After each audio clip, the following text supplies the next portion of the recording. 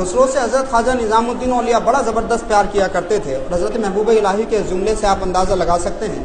فرمایا کرتے تھے کہ اگر مجھے شریعت اجازت دیتی تو میں خسرو کو اپنے ساتھ اپنی قبر میں لے کر کے دفن ہو جاتا۔ ایسا پیار کرتے تھے حضرت امیر خسرو سے۔ آپ نے سنا ہوگا کہ مرید اپنے پیر سے پیار کرتا ہے، لیکن کچھ مرید ایسے ہوتے ہیں جو اپنے پیر کی مراد بن جاتے ہیں، جیسے ہمارے سرکار خواجہ قطب الدین بختیار کاکی حضرت غریب نواز کی مراد ہیں، حضرت بابا فرید کی مراد کا نام خواجہ نظام الدین، خواجہ نظام الدین کی مراد کا نام حضرت امیر خسرو رحمۃ اللہ علیہ۔ تو خسرو کے بارے میں فرمایا کرتے تھے کہ اگر شریعت اجازت دے تو میں خسرو کو اپنے ساتھ قبر میں لے کر کے دفن ہو جاؤں۔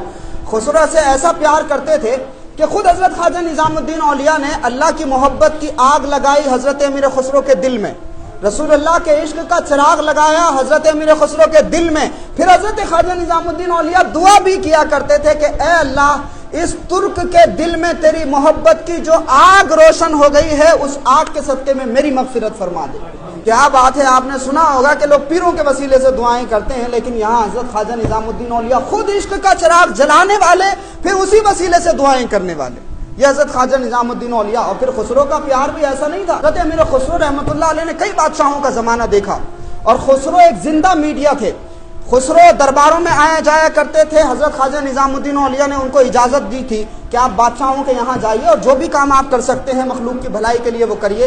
تو عوام کی فلاح و بہبود کے لیے، عوام کے مسائل کو بادشاہوں کے سامنے رکھنے کے لیے حضرت امیر خسرو میڈیٹر کا کام کیا کرتے تھے، اس زمانے کا زندہ میڈیا حضرت امیر خسرو۔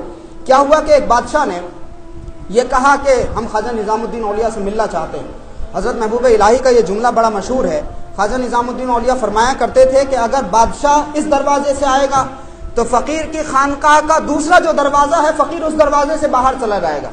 یہاں تو حال یہ ہے کہ بزرگوں کی مسندوں اور گدیوں پر بیٹھنے والے لوگ بزرگوں سے زیادہ نیتا اور منتری کا فون نمبر لینے میں دلچسپی رکھتے ہیں۔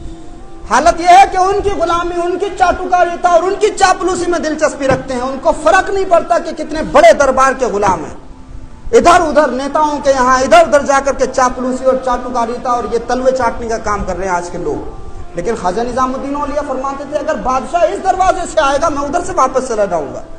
خواجہ نظام الدین اولیاء بادشاہوں سے نہیں ملتے تھے۔ ایک بادشاہ نے پلان کیا، بہت خفیہ پلان کیا کہ ہم کسی وقت میں جائیں گے اور خاموشی سے حضرت خواجہ نظام الدین اولیاء سے ملاقات کریں گے۔ وہ دعائیں لینا چاہتا تھا، حضرت محبوب الہی نہیں ملنا چاہتے تھے۔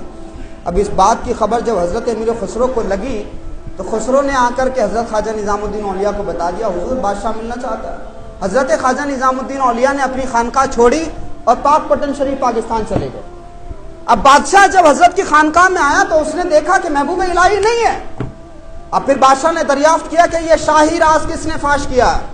تو جب حضرت امیر خسرو رحمۃ اللہ علیہ کے بارے میں یہ پتہ چلا بادشاہ کو کہ یہ راز حضرت امیر خسرو نے فاش کر دیا، یہ شاہی راز فاش کیا، تو بادشاہ نے بلایا حضرت امیر خسرو کو اور پوچھا کہ خسرو تمہیں پتہ ہے شاہی راز کو فاش کرنے کا انجام کیا ہوتا ہے؟